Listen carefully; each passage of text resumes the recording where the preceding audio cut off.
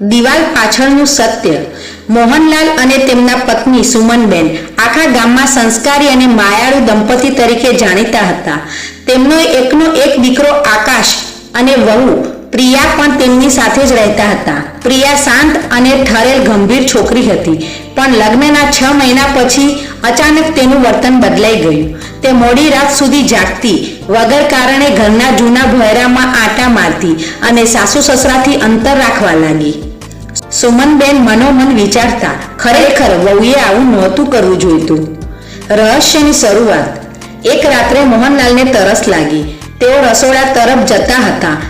ત્યાં જ તેમણે જોયું કે પ્રિયા હાથમાં એક કાળી ડાયરી અને ચાવીઓ લઈને ભોયરા તરફ જઈ રહી હતી. તે ખૂબ જ ગભરાયેલી દેખાતી હતી. મોહનલાલે આકાશને પણ જગાડ્યો. બંને જણા ચૂપચાપ પ્રિયાની પાછળ ગયા. ભોયરાના એક ખૂણામાં એક જૂની તિજોરી સામે ઊભા રહીને પ્રિયા ધ્રુસતા હાથે તે ખોલી રહી હતી.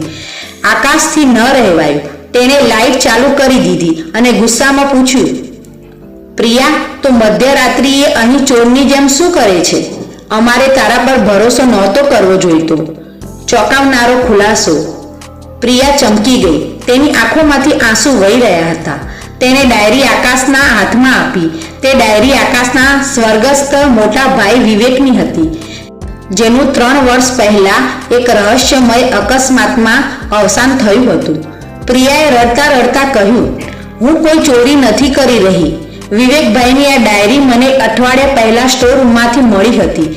તેમાં લખ્યું છે કે જે અકસ્માતમાં તેમનું મોત થયું હતું તે અકસ્માત નહોતો, પણ ગામના જ એક વ્યાજખોરે કરાવેલી હત્યા હતી. તે વ્યાજખોર આપણા ઘરના દસ્તાવેજો પડાવવા માંગે છે અને પપ્પાને ધમકાવી રહ્યો છે. તેણે આગળ ઉમેર્યું, વિવેકભાઈએ તે વ્યાજખોર વિરુદ્ધના બધા પુરાવા અને ઓડિયો રેકોર્ડિંગ આ જૂની તિજોરીમાં છુપાવ્યા હતા. હું રોજ રાત્રે પુરાવા જ શોધતી હતી, જેથી પપ્પા પરથી એ દેવું અને ડર હંમેશા માટે ખતમ થઈ જાય. હું તમને ચિંતામાં નહોતી નાખવા માંગતી, એટલે એકલી જ બધું કરી રહી હતી. નવો વળાંક. તિજોરી ખુલતા જ તેમાંથી બધા અસલી પુરાવા મળી આવ્યા. મોહનલાલ અને આકાશ સ્તબ્ધ થઈ ગયા. જે વહુને તેઓ શંકાની નજરે જોતા હતા, તે ખરેખર તે પોતાના પરિવારને બચાવવા માટે જીવનું જોખમ ખેડી રહી હતી. મોહનલાલે પ્રિયાના માથા પર હાથ મૂક્યો અને ગળગળા સાદે કહ્યું, બેટા, અમને માફ કરી દે.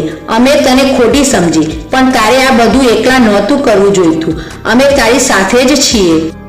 બીજા જ દિવસે આકાશે એ પુરાવા પોલીસને સોંપ્યા અને વ્યાજખોર જેલ ભેગો થયો. ઘરનું વાતાવરણ ફરી ખુશહાલ બની ગયું. શું પ્રિયાએ પરિવારને મુશ્કેલીથી બચાવવા માટે આ રહસ્ય છુપાવીને સાચું કર્યું હતું? કમેન્ટમાં જરૂર બતાવો. દોસ્તો, તમને કેવા પ્રકારની વાર્તાઓ સાંભળવી ગમે છે? કમેન્ટમાં જરૂર લખીને મોકલજો. અને જો તમને અમારી વાર્તા પસંદ આવી હોય તો અમારી ચેનલને લાઈક, શેર અને સબસ્ક્રાઈબ જરૂર કરજો. જોવા માટે ખૂબ ખૂબ આભાર.